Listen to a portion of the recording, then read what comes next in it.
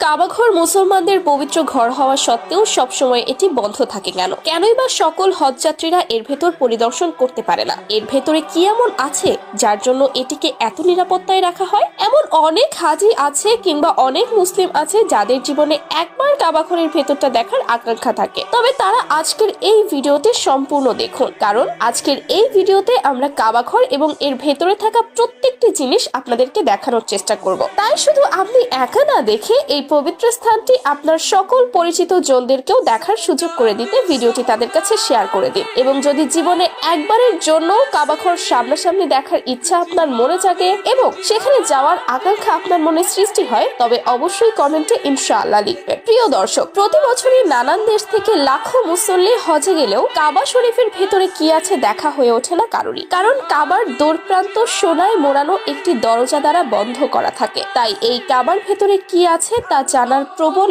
আগ্রহ রয়েছে প্রায় সবারই। ভূমি থেকে 2.5 মিটার উপরে কাবার দরজা, যেটি উসমানী খিলাফতের প্রথম রৌপ্য নির্মিত কারুকার্যময় দরজা লাগানো হয়। তবে বর্তমানে পবিত্র কাবার দরজাটি 280 কেজি খাঁটি সোনা দ্বারা নির্মিত করেন প্রয়াত সৌদি বাদশাহ খালিদ বিন আব্দুল আজিজ। মূলত কাবা শরীফে প্রথম দিকে দুটি দরজা অন্তর্ভুক্ত ছিল, যেখানে একটি দরজা ছিল প্রবেশের, অন্যটি ছিল বাহির হওয়ার জন্য, এবং এর সাথে ছিল একটি জানালাও। তবে বর্তমানে কাবার মোট দরজা রয়েছে মাত্র একটি, নেই তার কোনো জানালা। কাবা ঘরের ছাদে ওঠার জন্য সিঁড়িটিও রয়েছে বর্তমান দরজার পাশে, যেই দরজাটি পবিত্র কাবা শরীফের ডান পাশে অবস্থিত। এই দরজাটির নাম বাবর তাওবা। কাবার অন্দরমহলের দেয়ালের উপরের দিকে সবুজ রেশমি কাপড়ের পর্দা রয়েছে, যাতে কোরআনের বিভিন্ন আয়াত স্বর্ণাক্ষরে রচিত রয়েছে। কাবা শরীফের ভেতরের দেয়ালগুলো সবুজ ভেলভেটের পর্দা দ্বারা আবৃত, যেগুলো প্রতি 3 বছর অন্তর অন্তর পরিবর্তন করা হয়, এবং এর ছাদে একটি ভেন্টিলেটর রয়েছে যা দিয়ে ভেতরে আলো বাতাস প্রবেশ করে। কাবাঘরের ভেতরের একটি সিন্দুকে রয়েছে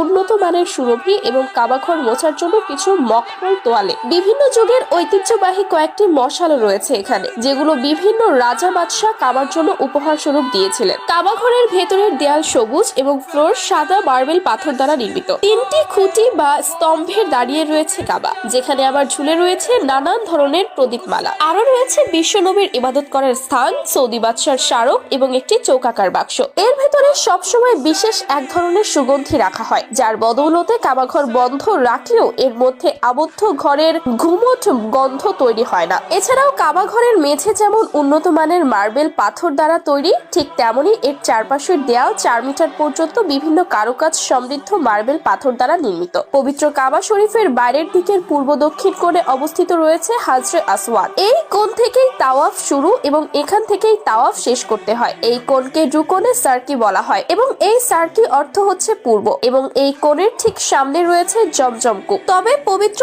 এই কাবাঘর পরিষ্কারের জন্য বছরে মাত্র 2 বারই কাবাঘরের দরজা খোলা হয়, যেটি মহররম এবং শাবান মাসে করা হয়। এ সময় দরজাটিকে শুধুমাত্র 2 ঘন্টার জন্যই খোলা রাখা হয়। সাধারণত কাবাঘর পরিষ্কারের ক্ষেত্রে খাঁটি গোলাপ জল, জমজম কূপের পানি, কস্তুরী এবং উন্নত মানের মঙ্গল কাপড় ব্যবহার করা হয়। বর্তমান পুরো বিশ্বের প্রায় 200 কোটি মানুষ কাবাঘরের দিকে মুখ করে সালাত আদায় করে। এমনকি ওমরা হজ করার সময়ও এই ঘরটিকে ঘিরেই চলে প্রদক্ষিণ।